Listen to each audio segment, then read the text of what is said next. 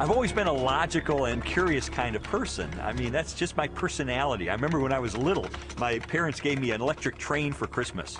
And then a couple hours later, my dad finds me in the garage, and I'm throwing the locomotive against the cement floor, trying to break it open. He said, "What are you doing?" And I said, "Well, I'm just trying to figure out how it works." I mean, my parents, because of all the why questions I would ask, finally went out and said, "Here," and they bought me an encyclopedia and said, "Look, the answers are in there. Go look for them. Go find them yourself." I mean, that's just the way I was. And so I guess it's natural that I would become a journalist, because journalists are looking for facts, they're looking for evidence, they're looking for data, they're looking for something that they can publish in the paper and have confidence it is true. Lee Strobel earned a Master of Studies in Law degree from Yale Law School and is the former legal editor of the Chicago Tribune. He is the best-selling author of several books that explore the evidence for the Christian faith. I guess given my curiosity, it's not surprising that when I was in high school, science was my favorite topic, because there the teachers actually encouraged me to like cut open frogs and find out how things work, which I thought was great.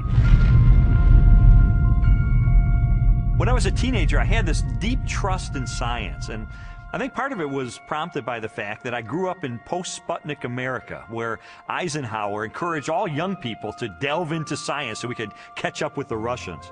So to me, science sort of represented the empirical, the hard facts, the things that could be proven experimentally, and that was sort of the way in which I looked at life. I thought people who had faith, people who believed in supernatural things like God, I saw that as a sign of weakness, because, you know, do you have any data to back that up? In the autumn of 1966, Strobel's interest in science led to a life-changing decision. I can take you back to the exact spot where I was sitting. It was in the third floor, overlooking the asphalt parking lot. I was in the second row, the third chair from the front, when my biology teacher recounted in great detail this experiment that had been conducted in the early 1950s at the University of Chicago. This experiment that impressed Strobel so deeply was one of the most famous in the history of science. In 1953, Stanley Miller, a graduate chemistry student, tried to demonstrate how life first emerged on Earth. Miller attempted to reproduce the Earth's early atmosphere. He pumped hydrogen, methane, ammonia, and a small amount of water vapor into a maze of glassware. Then sparked the gases with electrical discharges to simulate lightning. After 5 days, he discovered what he had hoped for: a few simple amino acids, the basic building blocks of living organisms, had collected in the dark residue at the bottom of the glass. Many hailed Miller's experiment as proof that essential components of life could have formed in the oceans of the Earth billions of years ago. The philosophical implications of Miller's experiment were instantly obvious to me. And for me, it was a eureka moment, because I heard this and I thought, wait a minute. If you can show scientifically that life can emerge without any outside assistance, if life can emerge just from naturalistic circumstances, then God was out of a job. From there, the acceptance of Darwinian evolution, and full-blown atheism for that matter, was pretty easy. Because if living organisms could emerge by themselves out of this primordial soup without the assistance of any kind of a god or supernatural intervention, then they certainly could develop naturally over the eons into more and more complex creatures, just as Charles Darwin theorized in his book On the Origin of Species. As Strobel embraced Darwinism and its atheistic implications, he was surprised to discover that many Christians believed their faith was compatible with Darwinian evolution. There's no way you can harmonize neo-Darwinism with Christianity. I could never understand Christians who would say, well, you know, I believe in God, and yet I believe in evolution as well. You see, Darwin's ideas about the development of life led to his theory that modern science now generally defines as an undirected process, completely devoid of any purpose or plan. Now, how could God direct an undirected process? How could God have purpose and a plan behind a system that has no plan and no purpose. It just does not make sense. Didn't make sense to me in 1966, and it doesn't make sense to me now. In 1972, Lee Strobel married Leslie Herdler. 5 years later, Leslie, an agnostic, became a Christian. And I thought, this is divorce. This is going to be the end of our marriage. But all the negative things I expected to happen in her as a result of her newfound faith, they didn't happen. And instead, I saw positive changes in her values and her character and the way she related to me and the children. And I thought, wait a minute. She is attributing this to God. And I don't believe God exists. And so that was the main thing that prompted me to say, maybe I need to really investigate this and get to the bottom of this and determine, is there really any rational way I could ever believe that this kind of a God really exists and really causes this kind of transformation in a human being? And so I decided to use my legal training and journalism training, my scientific curiosity, to systematically investigate, is there any credibility to the Christian faith? Because science had played such an instrumental role in his turn to atheism, Strobel embarked on an investigation of major discoveries in biology, chemistry, cosmology, and physics. His studies spanned more than 20 years and included interviews with scientists and scholars as he sought to determine for himself what these discoveries implied about the reality of a creator. Throughout his inquiry, one question remained constant. Does the evidence uncovered by contemporary science point us toward or away from the existence of God? Two-time Nobel Prize winner Linus Pauling once said that science should be the search for truth. And that's what I wanted to do. I didn't know where the evidence was ultimately going to take me, but I really did want to know the truth about God. And what I found shocked me, and it stunned me.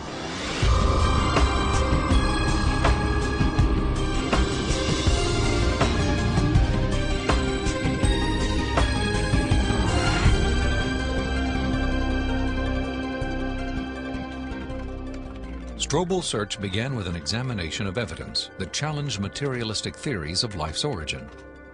He discovered that this negative evidence contradicted the textbook explanations that had once convinced him the blind forces of evolution could account for the creation and diversity of life on Earth.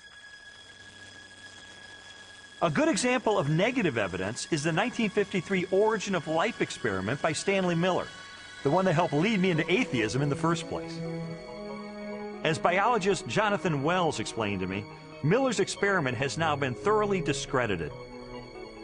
Stanley Miller put together a glass apparatus, and in that apparatus he put a mixture of gases that people at the time thought reflected the atmosphere of the early Earth. And those gases were methane, ammonia, hydrogen, and water vapor. But then the professional opinion of what was there on the early Earth changed. In the 60s, geochemists revised their hypothesis and decided that the hydrogen, being very light, would have escaped into outer space. The Earth's gravity isn't strong enough to hold it. And probably the early Earth's atmosphere then consisted of what we now see coming out of volcanoes today, namely carbon dioxide, nitrogen, and water vapor. Well, if the early Earth's atmosphere consisted of those gases, then Stanley Miller's experiment would not work. In fact, he himself tried it with those gases, and he found that he couldn't produce any amino acids at all. So the experiment falls apart once you use a more realistic mixture of gases in the apparatus. Miller's test has been repeated many times using the correct atmospheric components. The results are always the same. The amino acids that generated so much enthusiasm in 1953 do not appear. Even if Miller's experiment were valid, you're still light years away from making life. It comes down to this. No matter how many molecules you can produce with early Earth conditions, plausible conditions, you're still nowhere near producing a living cell. And here's how I know. If I take a sterile test tube and I put in a little bit of fluid with just the right salts, just the right balance of acidity and alkalinity, just the right temperature, the perfect solution for a living cell. And I put in it one living cell. This cell is alive. It has everything it needs for life. Now I take a sterile needle and I poke that cell, and all its stuff leaks out into this test tube. You have in this nice little test tube all the molecules you need for a living cell. Not just the pieces of the molecules, but the molecules themselves. And you cannot make a living cell out of them. You can't put Humpty Dumpty back together again. So what makes you think that a few amino acids dissolved in the ocean are going to give you a living cell? It's totally unrealistic. Stanley Miller's experiment was not the only unsuccessful attempt to explain how life originated. Beginning with Russian chemist Alexander Oparin's work in the 1920s, theorists have also proposed chance, chemical attraction, and biological seeding from outer space as possible answers. Each has failed to account for how non-living chemicals could have arranged themselves into the most basic components of the first living cell. Strobel's research ultimately led him to conclude that materialistic explanations for the origin of life were deeply flawed. And his examination of negative evidence did not end with the question of first life. He also learned of weaknesses in the most celebrated icon of Darwinian evolution. In Darwin's book on the origin of species, there's only one illustration. It's called the Tree of Life. Darwin used it to explain how every species of animal and plant that ever existed on Earth had evolved from the same common ancestor through small, gradual steps over enormous periods of time. Even though Darwin's Tree of Life is included in virtually every biology textbook published over the last half-century, contrary to what we've been told, there is no conclusive evidence of the common origin of all life.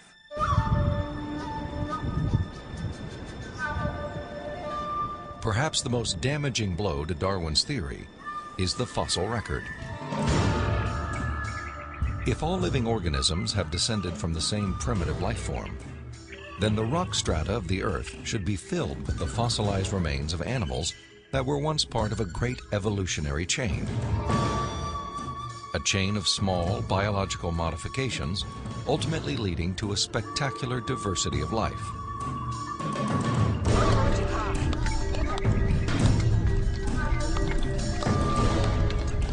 Yet, after 2 centuries of research, highlighted by excavations in southern China, the multitude of transitional experiments, or missing links, that should exist are conspicuous only by their absence.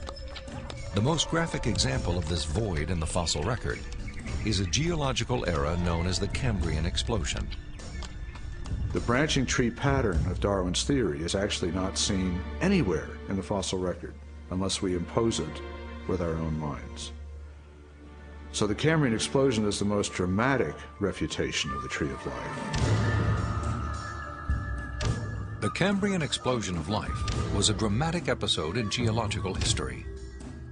Usually dated at about 530 million years ago, the exquisitely preserved Cambrian fossils reveal that the body plans for virtually every major animal phyla appeared, not gradually and slowly as Darwin had speculated, but instead with astonishing suddenness. If we imagine the whole history of life on Earth taking place in one 24-hour period, the current standard estimates for the origin of life put it at about 3.8 billion years ago, let's say 4 billion. So if we start the clock then, our 24-hour clock, 6 hours, nothing but these simple single-celled organisms appear, the same sort that we saw in the beginning. 12 hours, same thing. 18 hours, same thing. 3/4 of the day has passed, and all we have are these simple single-celled organisms. Then at about the 21st hour, in the space of about 2 minutes, boom, most of the major animal forms appear in the form that they currently have in the present. And many of them persist to the present, and we have them with us today. Less than 2 minutes out of a 24-hour period. That's how sudden the Cambrian explosion was. In a geological instant, the animal kingdom leaped from small, relatively simple organisms to extraordinary creatures with spinal cords, compound eyes, and articulated limbs. The record of this explosion of life looks nothing like Darwin's slowly branching tree. Darwin's theory is that there's a tree of life, where you have one organism diverging into many other organisms and big differences appearing at the top. What we really see is from here up. This does not exist in the fossil record. If I were using a botanical illustration, it would be a lawn with separate blades of grass sprouting independently of each other. And those would be the phyla. Now, within each phylum, there is subsequent diversification. But even there, I don't see the branches connecting that would make them a tree of life. As scientists, it's not our job to force the evidence into a theory that just doesn't fit it. And so I have absolutely no desire or reason to uphold Darwin's theory at this point. I think what we're seeing today is a series of scientific discoveries that are opening the eyes of more and more scientists to say, wait a minute, I can no longer believe that pure naturalistic processes can account for the origin and diversity of life. There must be something else here. The challenges to Darwinian theory have led more than 600 scientists with PhDs from major universities throughout the world to sign a document titled A Scientific Dissent from Darwinism. It reads in part, "We are skeptical of the claims for the ability of random mutation and natural selection to account for the complexity of life." These are scientists with PhDs from Stanford and Berkeley and University of Chicago and Cambridge, major universities, who've looked hard and fast at the evidence and walked away saying, I am not convinced. Maybe there's another explanation. Personally, the negative evidence forced me to conclude that Darwinism would require a blind leap of faith that I just had no good reason to make. Strobel's rejection of Darwinism and materialistic science was also based on the large body of positive evidence for intelligent design. Evidence he first confronted in the science of cosmology, which explores the origin of the universe.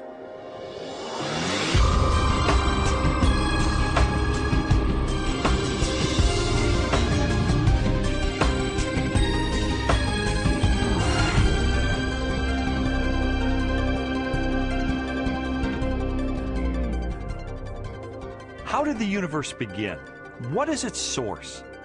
Few questions have generated as much controversy through the centuries or inspired as many impassioned opinions. I interviewed William Lane Craig, a philosopher who has devoted much of his career to the study of cosmology and the question of origins. From ancient Greek materialism at the time of Plato and Aristotle up through 19th century idealism, the prevailing view was that the universe is eternal, that the universe never began to exist, that the universe as a whole is, as it were, a static, timeless entity. This belief in an eternal, unchanging universe, for centuries a pillar of Western cosmology, was unexpectedly challenged in 1915 by Albert Einstein's general theory of relativity. Einstein's equations implied a startling possibility. The cosmos was not static, but instead existed in a continual state of either contraction or expansion. Einstein did not like the idea that the universe was dynamic at all. In fact, like almost all scientists at the time, in the early 20th century, he assumed the universe was static and eternal. What's interesting and ironic is that he thought he had made some kind of mistake in his equations for the general theory of relativity. But a few years after he developed the theory, a Belgian astronomer named Lemaitre developed a model based upon his equations, which again predicted that the universe was in a continual state of expansion. In 1929, theoretical predictions were confirmed with empirical data. At the Mount Wilson Observatory overlooking Los Angeles, astronomer Edwin Hubble studied light from distant galaxies. Hubble determined that galaxies beyond our Milky Way were moving away from us at a speed proportional to their distance from the Earth. The more distant the galaxy, the faster it is receding. Hubble's landmark discovery led most astronomers and physicists, including Albert Einstein, to a similar conclusion. If the universe is continually expanding, then at earlier points in its history, it must have been smaller and denser.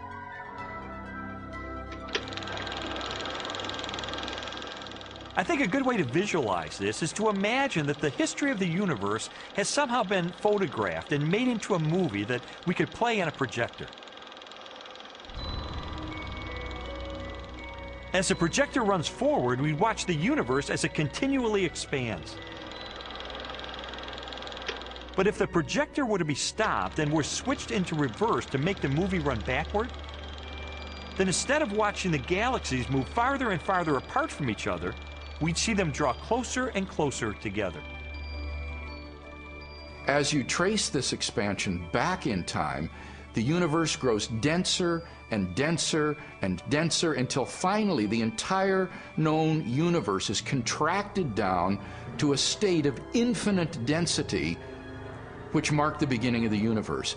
At this point, which cosmologists call the singularity, all matter and energy, physical space and time themselves came into being.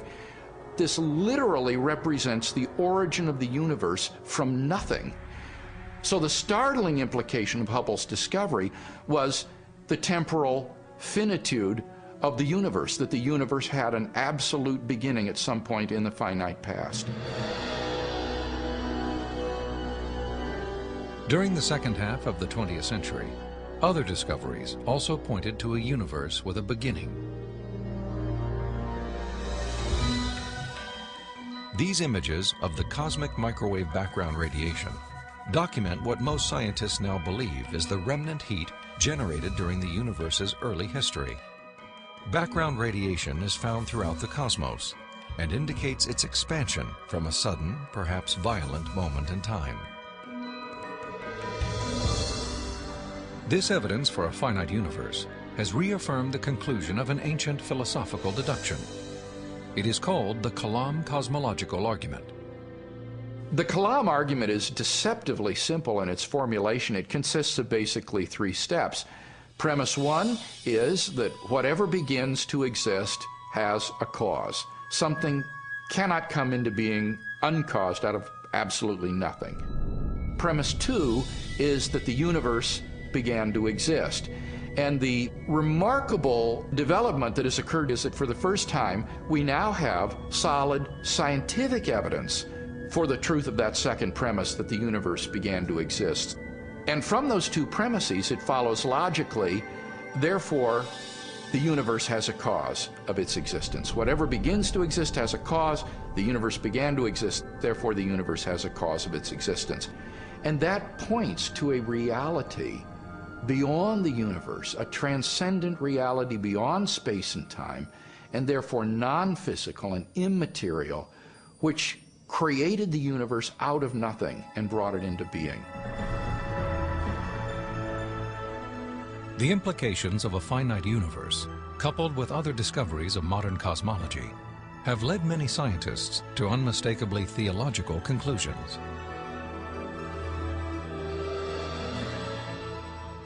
There is no ground for supposing that matter and energy existed before and were suddenly galvanized into action. It is simpler to postulate creation ex nihilo, divine will constituting nature from nothingness. The chain of events leading to man commenced suddenly and sharply, at a definite moment in time, in a flash of energy and light. We can't understand the universe in any clear way without the supernatural. Supernatural creation of the universe in a flash of energy and light. You know, it sounds an awful lot like the first chapter of Genesis to me. Today, the vast majority of even the most skeptical astronomers and cosmologists believe that the universe had a beginning.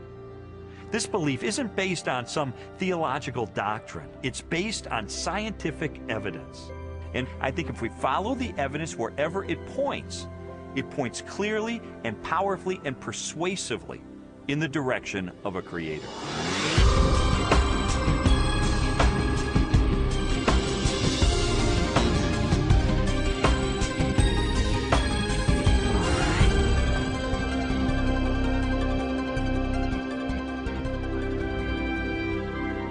Since the beginning of time, all the matter in the universe has been governed by precisely balanced laws and constants.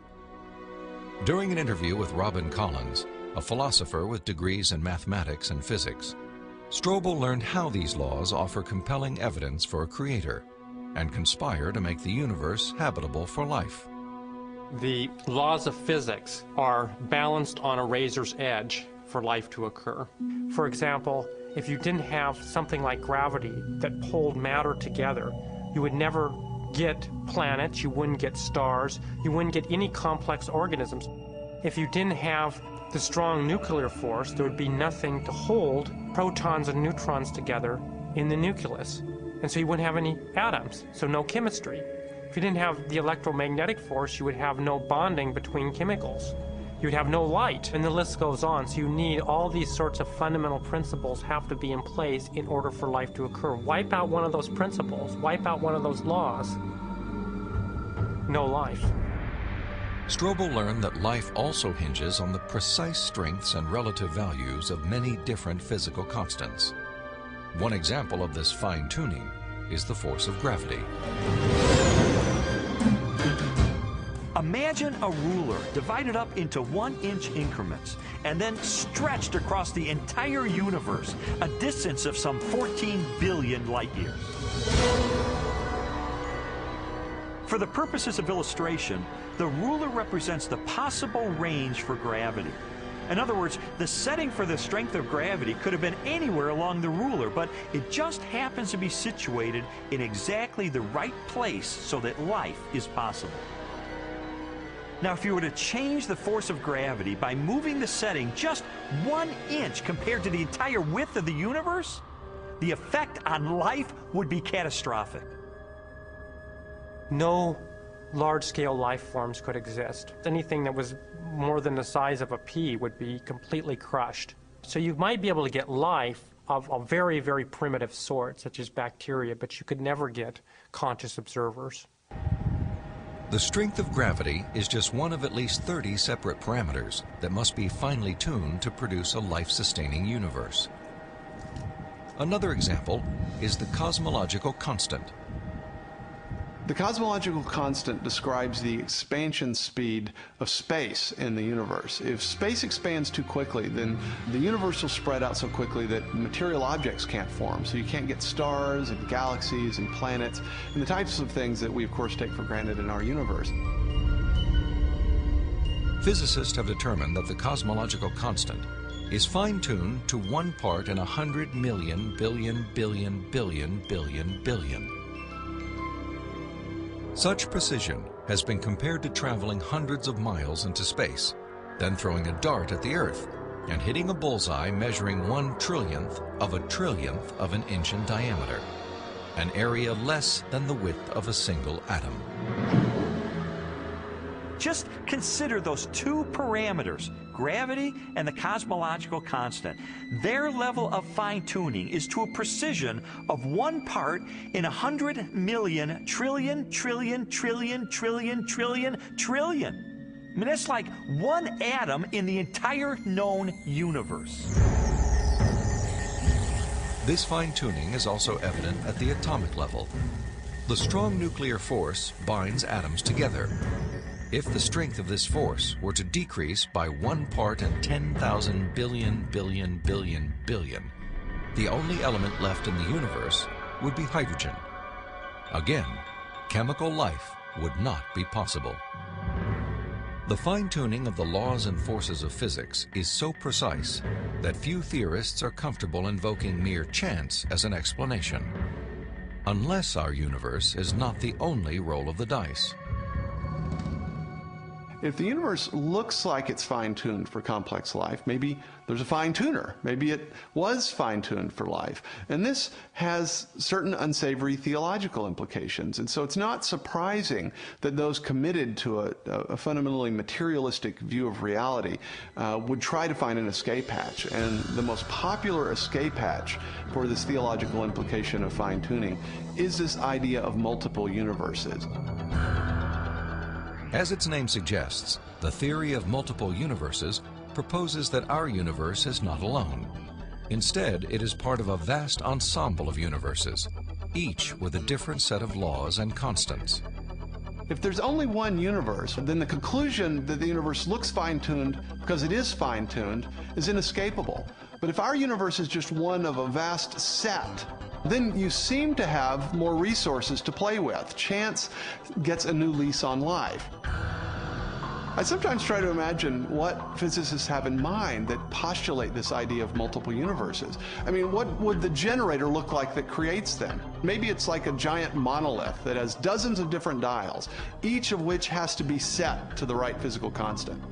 If we think of these parameters as dials, each of the dials is different. So if you produce enough universes with enough different dial settings, eventually, just by chance, you get one just right. So you might have to produce a trillion universes. But eventually, if you have a generator that's just spitting out just an enormous number of them, then it gets the right dial setting. And then, by just chance, you get conditions right for life. So it's a huge cosmic lottery. That's the idea. It's an interesting idea. I mean, there's really only one problem with it. There's no independent evidence that it's true. Besides, it really just pushes the question back a step, because we could still ask, who built the generator? The suggestion of multiple universes strikes me as a desperate attempt to explain away the obvious, which is that the universe is finely tuned by an intelligence to sustain complex life. An intelligence that must be beyond the constraints of time and space.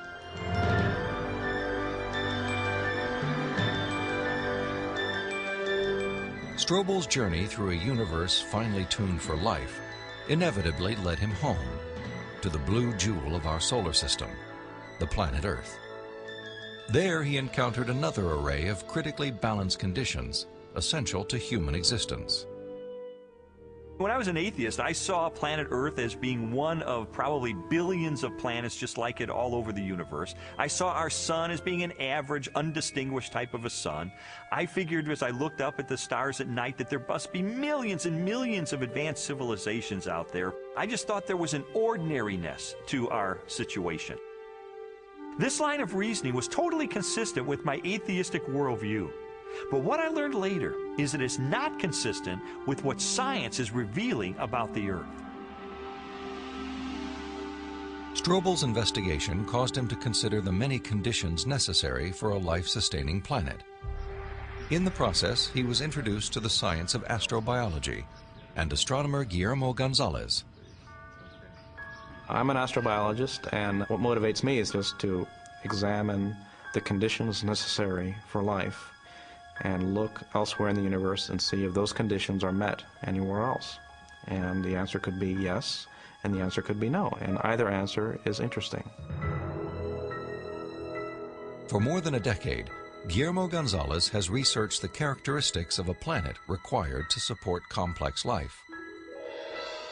Estimates vary, but a current list of these factors would number at least 20 and include an oxygen-rich atmosphere, liquid water and large continental landmasses, a home star of the right temperature and mass, an orbital path that is neither too far nor too close to the home star, a moon large enough to stabilize the tilt of the planet's axis and the movement of its tides, a magnetic field strong enough to deflect the sun's radiation,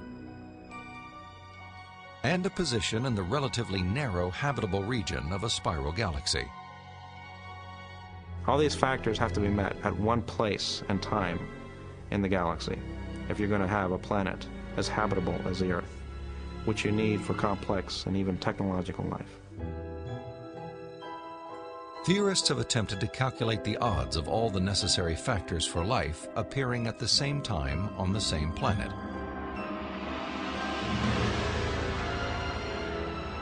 A conservative estimate is 1 chance in 10 to the negative 15th, or 1/1000th of 1/1 trillionth. On those terms, even when compared to the billions of suns and possible planets in our Milky Way galaxy, the probability of even a single habitable world appears unlikely. There are many probabilistic resources in the galaxy, but on the other side of the coin are all these factors that you need. You have to get just right in order to have just one habitable planet like the Earth. And that leads me to conclude that yes, we're rare in the galaxy. Gonzalez's study of the Earth's habitability led him and colleague Jay Richards to expand the scope of their research. They began to examine how a life-sustaining planet like Earth may also give its human inhabitants access to the mysteries of the universe. I don't think there has ever been a time in the history of the human race in which at least some people haven't contemplated these questions. We ask, why can we see distant galaxies, millions of light years away in the universe? Why can we postulate what's going on inside atoms or inside black holes? Why are we able to discover things about the universe, to answer questions about its age? For most scientific discoveries that we're able to make, these sorts of things can't be explained in terms of the survival of the fittest of our distant ancestors. Not only our ability to do science, but the openness of the natural world to science just completely outstrips the sort of reductionist and Darwinian explanations that we're used to. In response to this evidence, Richards and Gonzalez have argued that our ability to make scientific discoveries is no fluke or accident. Instead, it points to an underlying purpose behind the universe. It is actually designed for discovery. Guillermo Gonzalez and I spent several years pursuing a hypothesis that those rare things that life needs in a planetary environment, those things that make a planet habitable, also set up the best set of conditions overall for scientific discovery. There are many examples of this correlation, including our planet's oxygen-rich atmosphere, both a critical requirement for our survival and a transparent window that allows us to explore the distant universe.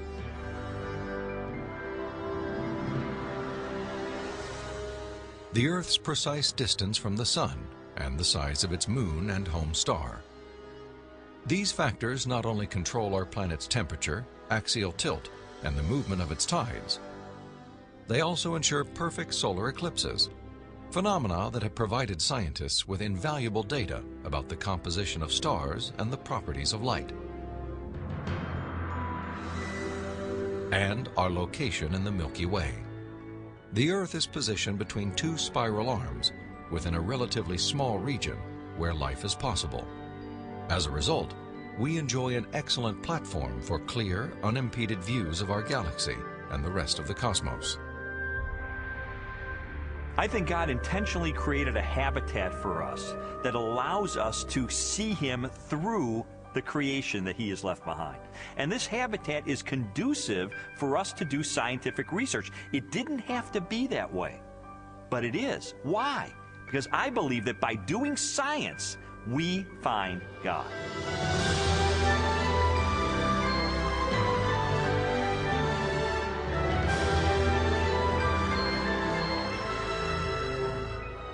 The final leg of Strobel's investigation transported him from the deepest reaches of the cosmos to the microscopic universe of the living cell and the science of biochemistry.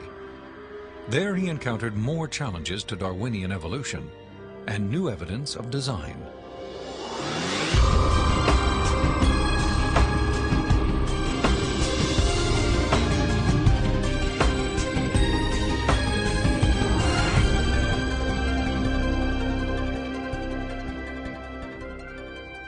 Throughout the second half of the 20th century, spectacular technologies revolutionized scientific understanding of the cell, the basic unit of life.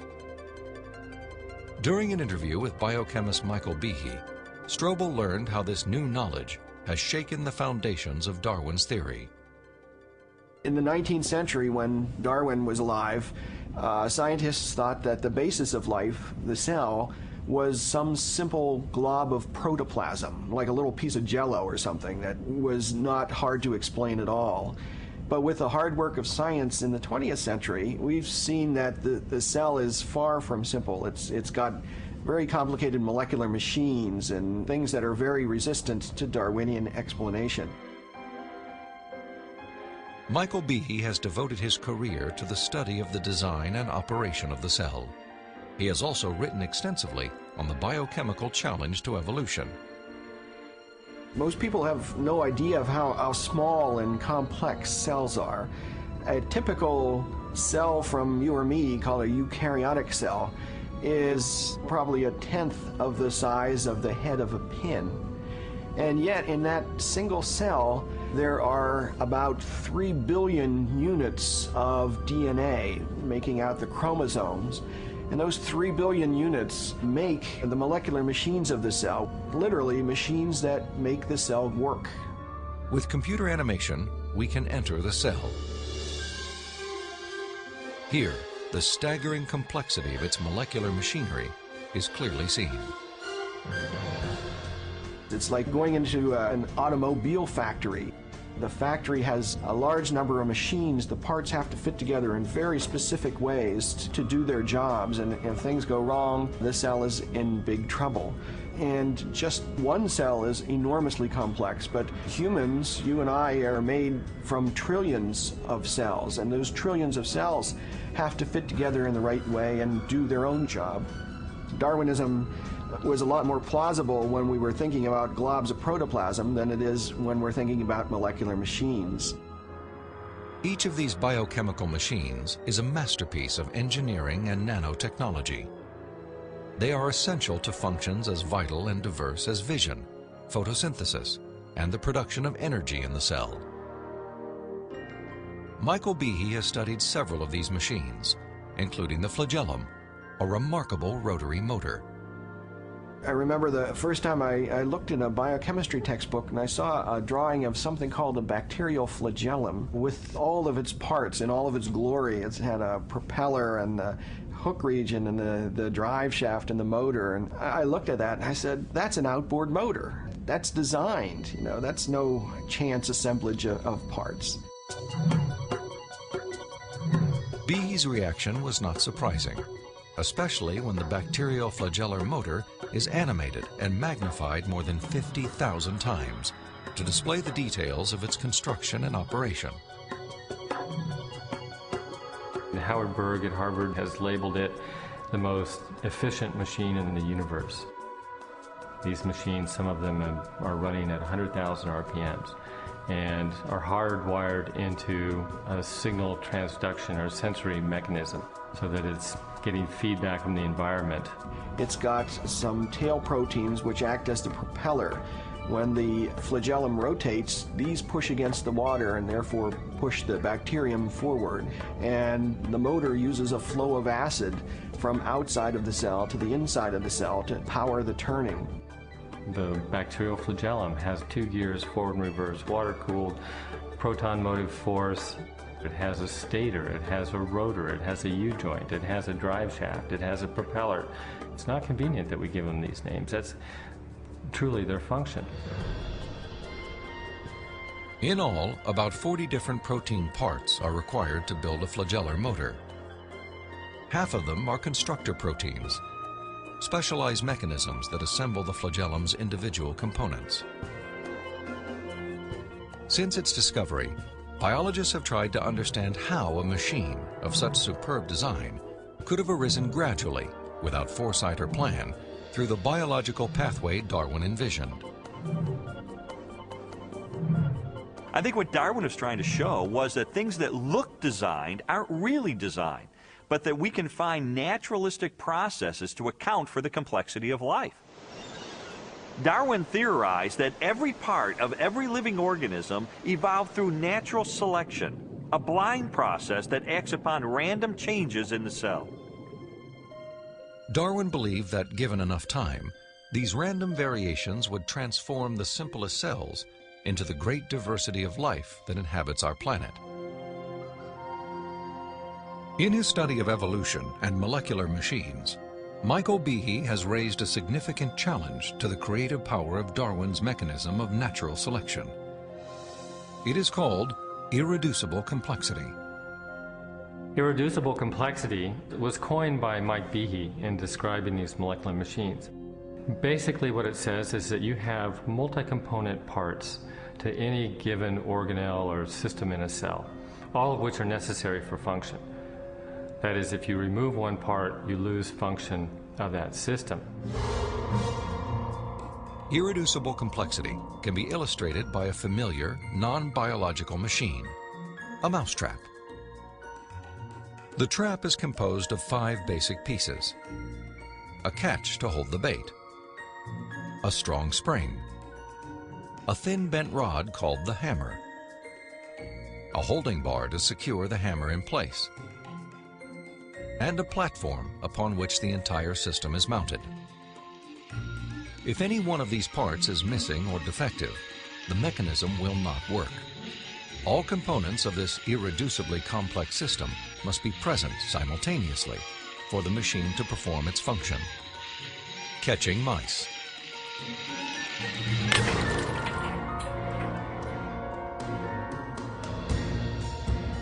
The concept of irreducible complexity also applies to biological machines, including the bacterial flagellum. All told, there are about 40 different protein parts which are necessary for this machine to work. And if any of those parts are missing, then either you get a flagellum that doesn't work because it's missing the hook or it's missing the drive shaft or whatever, or it doesn't even get built within the cell. You can't put something like that together gradually because they need a large number of parts interacting with each other at the same time before they work at all. Without the tools to observe the machinery of the cell, and long before the idea of irreducible complexity, Charles Darwin offered a way to test his own theory. In Origin of Species, he wrote, "If it could be demonstrated that any complex organ existed, which could not possibly have been formed by numerous, successive, slight modifications, my theory would absolutely break down." Darwin acknowledged that if someone identified a biological system that could not have been constructed in incremental steps over long periods of time, then his theory would be invalid. And what Michael Behe and others have discovered is the existence of biological machinery that cannot be explained away by Darwinian processes. Darwin's failed predictions have in fact falsified his own theory.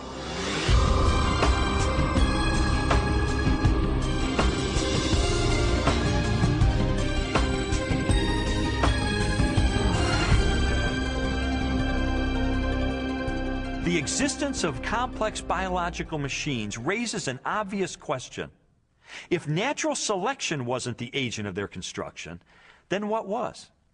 The centerpiece of my investigation was an interview with philosopher of science, Dr. Stephen Meyer. Meyer, who holds a PhD from Cambridge University, brought me face to face with the most efficient information processing system in the universe. The DNA molecule and its language of life. The discovery of the information-bearing properties of DNA and RNA is a fundamental challenge to all materialistic theories of the origin of life. Neo-Darwinism and its associated theories of chemical evolution and the like will not be able to survive the biology of the information age, the biology of the 21st century. Meyer's conclusions are based upon his understanding of the DNA molecule and the genetic instructions that are locked within the nucleus of living cells. In 1953, when Watson and Crick elucidated the structure of the DNA molecule, they discovered that DNA was a carrier of genetic information in the form of a 4-character digital code. That is to say that DNA functions like a software program, only more complex than anyone has ever created or devised. For a biological system to run and operate, it needs genetic information to build the proteins and protein machines that cause the cells to maintain their function. This information is stored in a precise arrangement of 4 chemicals that scientists represent with the letters A, C, T, and G. Sequences of these chemicals provide the instructions necessary to assemble complex protein molecules that in turn help form structures as diverse as eyes, legs, wings, and hearts. This code has been called the language of life, and it is the most densely packed and elaborately detailed assembly of information in the known universe.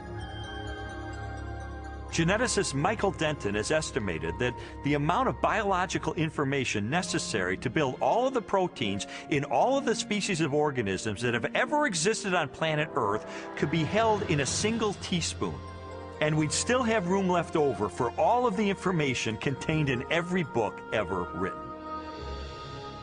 The more I learned about DNA, the more I understood the significance of what Stephen Meyer called the most fundamental question facing biology today.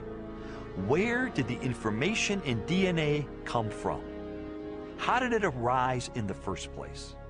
Well, lots of people have wanted to explain the origin of information by reference to the laws of physics and chemistry, or by reference to the chemical properties of the constituent parts of the DNA.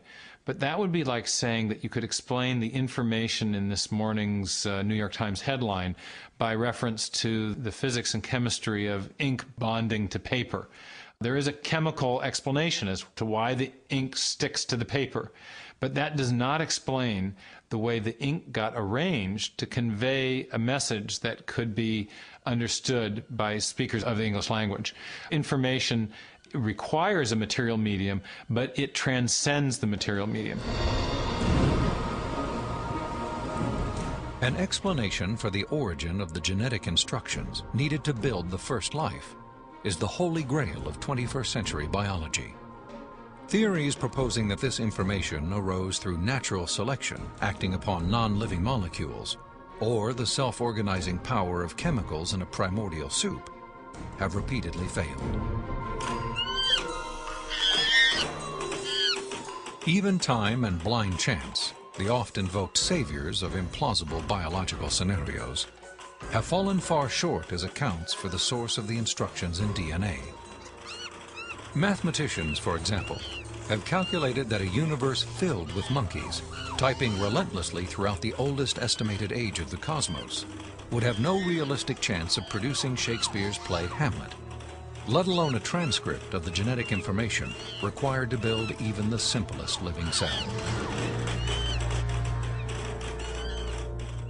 Based on our uniform and repeated experience, which is the basis of all scientific reasoning about the past, there is only one known cause for the origin of information, and that cause is intelligence.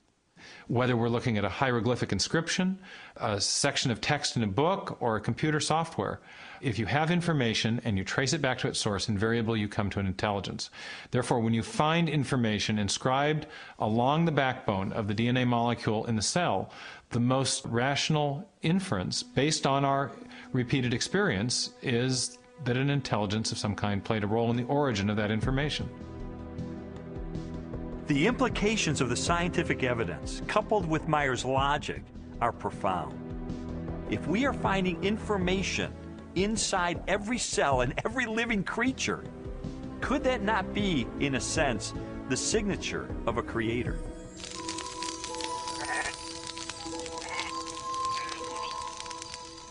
"30 centuries before science unlocked the mysteries of genetic information, or a telescope probed billions of light years into space, the Hebrew shepherd and poet David wrote eloquently of a creator who revealed his existence and power through all that he had made. The heavens declare the glory of God. The skies proclaim the work of his hands. Day after day they pour forth speech. Night after night they proclaim knowledge. Their voice goes out into all the earth, their words to the end of the world." God himself is invisible. He is a spirit. And yet, one of the purposes he has for us is to find him so we can know him. And he's left behind a series of clues. And sometimes we just have to kind of take our blinders off and get beyond our presuppositions and say, wait a minute, I am going to pursue the evidence of science wherever it points. And if it takes me to a very uncomfortable conclusion that there is a creator, then if the evidence points in that direction, that's the way I'm going to go. According to a lot of the mainstream media, the theory of intelligent design is a faith-based idea. And in saying that, they want to dismiss it as something that has no basis in science. But the media has confused a fundamental issue. They're confusing the evidence for the theory with the implications of the theory. The theory of intelligent design may well have implications that are supportive of theistic belief, but the theory is not based on theistic belief. It's based on the discovery of digital code in cells, miniature machines in cells, the fine-tuning of the laws of physics and chemistry, and standard ways of scientific reasoning about the remote past in the history of life. 40 years ago, a lecturer in a high school biology class convinced an inquisitive 14-year-old freshman that there was no God. Ironically, years later, it was an open-minded investigation of scientific evidence that led Lee Strobel to belief in a creator. One of the most interesting things I've learned as I've gone on this journey of scientific discovery has been that you don't have to commit intellectual suicide to come to the conclusion that there is an intelligent designer. Because today, science is pointing more directly and more powerfully toward a creator than any other time in the history of the world. I was trained in journalism and law to respond to truth.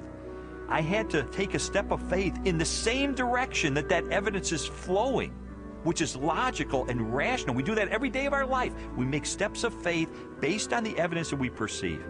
And so it was the most logical and rational step I've ever taken to put my faith in the creator that science tells me exists.